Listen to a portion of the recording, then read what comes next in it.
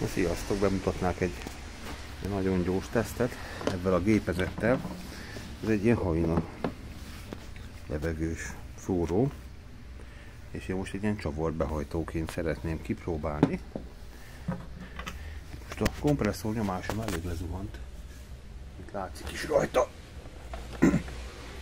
Ugye? 5 báron van.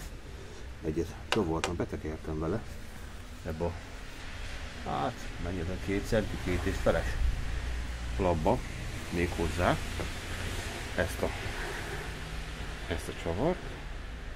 Na most nézzük meg, hogy nem tudom, hogy működik is ez a dolog.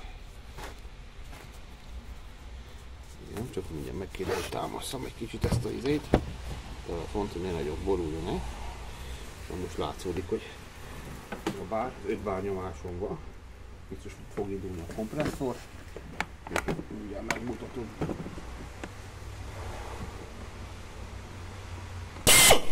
Ott nem jó irányba van. Ezt befelé kéne hajtani.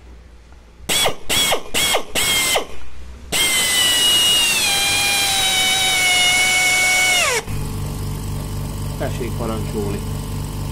Most kapcsolta a kompresszor, most ment le 4 bár alá, nézzük, ki bírja hajtani.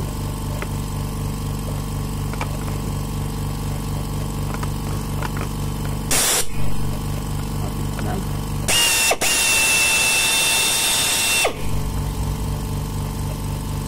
Ennyi.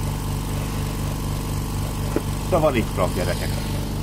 Úgyhogy meg se pattant. De most tölti fel a kompresszort, mert lement a nyomás, de szerintem elég meggyőző volt a teszt.